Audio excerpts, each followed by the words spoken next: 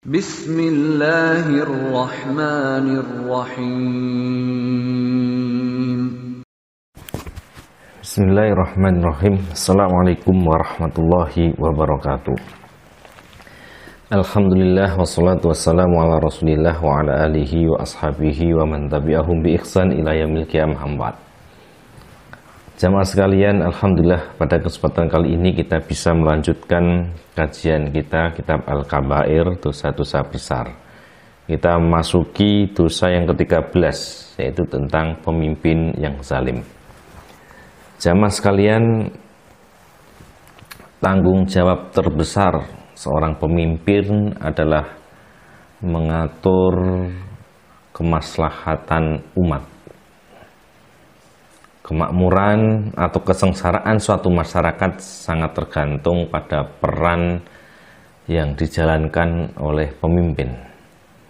Ketika seorang pemimpin berlaku adil sesuai dengan syariat petunjuk Islam, syariat Islam, maka masyarakat pun akan sejahtera. Sebaliknya ketika pemimpin berlaku zalim, tidak jujur dalam menjalankan amanahnya, maka rakyat pun akan hidup sengsara. Oleh karena itu, jamaah sekalian, pada hari kiamat kelak pemimpin yang adil akan dijanjikan dengan berbagai macam keutamaan dari Allah Subhanahu wa taala. Sementara pemimpin zalim dan tidak jujur dalam menjalankan amanahnya akan diancam dengan berbagai macam ancaman juga. Di antara bentuk ancaman tersebut, yang pertama adalah pemimpin yang zalim akan menjadi manusia yang paling dibenci oleh Allah. Dari Abu Sa'id, ia berkata, Rasulullah Sallallahu Alaihi Wasallam bersabda, Inna ahabban nasi ilallahi yaumal qiyamati wa adnahum minhu majlisan imamun adilun wa abghadun nasi ilallahi wa am'adahum minhu majlisan imamun jairun. Hadis riwayat Tirmidzi. Sesungguhnya kata Rasulullah, manusia yang paling dicintai oleh Allah pada hari kiamat dan paling dekat kedudukannya di sisi Allah adalah seorang pemimpin yang adil. Sedangkan orang yang paling dibenci oleh Allah dan paling jauh kedudukannya dari Allah adalah seorang pemimpin yang zalim. Jadi Bapak Ibu sekalian, menjadi pemimpin ini memiliki dua potensi. Potensi menjadi manusia yang paling dicintai Allah, paling dekat kedudukannya dengan Allah, atau sebaliknya, menjadi manusia yang paling dibenci Allah dan paling jauh kedudukannya dari Allah Subhanahu wa taala. Nah, kajian kita pada kesempatan kali ini Bapak Ibu sekalian adalah tentang pemimpin yang zalim. Pemimpin yang zalim, maka dia sudah melakukan dosa yang besar sehingga mendapatkan ancaman dari Allah Subhanahu wa taala dengan ancaman menjadi orang yang paling dibenci Allah dan paling jauh kedudukannya dari Allah. Karena dia sudah diberi kedudukan, diberi kekuasaan yang seharusnya digunakan untuk kemaslahatan umat, tetapi ternyata dia berbuat zalim. Kemudian yang kedua, Bapak Ibu sekalian, Allah menelantarkan pemimpin yang zalim pada hari kiamat dan tidak mengampuni dosa-dosanya.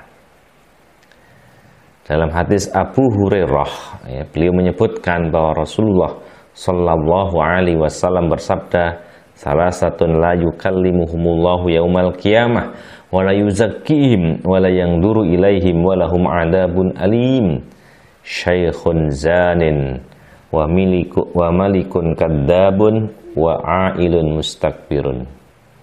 Kata Rasulullah dalam hadis Muslim ini, 3 orang yang Allah enggan berbicara dengan mereka pada hari kiamat kelak. Allah tidak sudi memandang muka mereka. Allah tidak akan membersihkan mereka daripada dosa dan noda. Dan bagi mereka disiapkan siksa yang sangat pedih. Mereka ialah orang tua yang berzina, penguasa yang suka berdusta, dan fakir miskin yang takabur.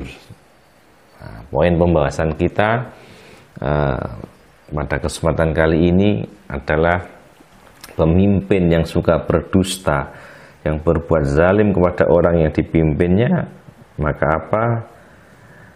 Maka dijelaskan di sini tidak akan diajak berbicara oleh Allah Subhanahu wa taala, tidak akan dipandang oleh Allah Subhanahu wa taala, tidak akan dibersihkan dosa-dosanya oleh Allah Subhanahu wa taala. Nah, ini ancaman yang berat. Kemudian yang ketiga, Bapak Ibu sekalian, pemimpin yang zalim akan dimasukkan ke dalam neraka serta diharamkan surga baginya. Rasulullah bersabda dalam hadis Ahmad, ayyuma ra'in ghasya ra'iyatahu fahuwa finnar, ya. Siapapun pemimpin yang menipu rakyatnya maka tempatnya di neraka. Artinya diancam, dia akan dimasukkan ke dalam neraka meskipun tidak kekal jika dia memiliki iman. Kemudian juga dalam hadis Bukhari Muslim disebutkan, barang siapa yang diangkat oleh Allah untuk memimpin rakyatnya, kemudian dia tidak mencurahkan kesetiaannya, maka Allah akan haramkan baginya surga.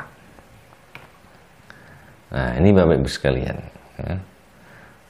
Oleh karena itu, Bapak Ibu sekalian, menjadi pemimpin ini merupakan tugas yang berat, bukan tugas yang ringan, sehingga ini menjadi pilihan. Jika kita ditunjuk sebagai pemimpin dan kita mempunyai kemampuan, memiliki skill, dan kita merasa kita bisa, silahkan ambil kepemimpinan itu. Tapi kalau kita merasa kita tidak kuat, tidak mampu, kita lemah, maka silahkan tolak, ya, kepemimpinan itu. Kemudian Bapak Ibu sekalian, ada 5 karakter pemimpin zalim itu. Ada 5 karakter pemimpin yang zalim itu.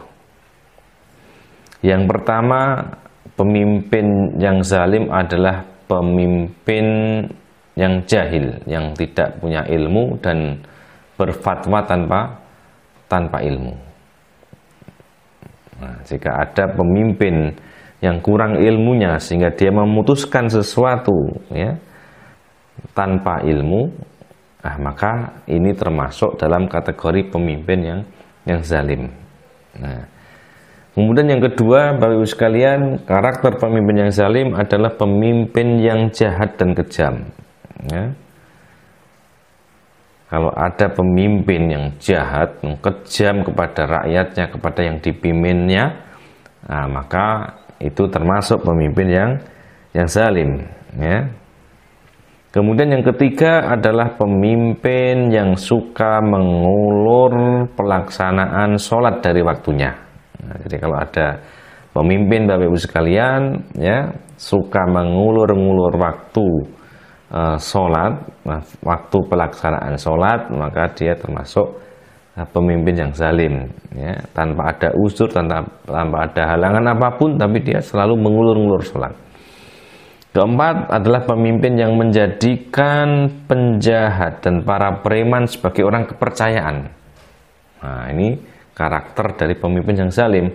Kalau ada orang yang jahat, ada orang yang tidak baik, tapi dijadikan sebagai orang kepercayaan.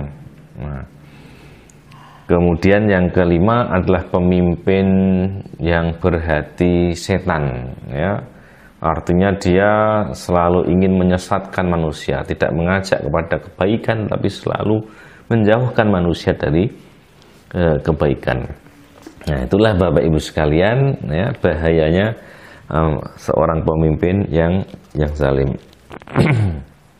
Kemudian juga Bapak Ibu sekalian, di dalam hadis yang diriwayatkan oleh Al-Hakim, Rasulullah bersabda, akan datang para pemimpin yang fasik lagi zalim. Siapa yang membenarkan kebohongan mereka serta menolong kezaliman mereka, ia bukan termasuk dari golonganku dan tidaklah diperbolehkan mendatangiku di telagaku.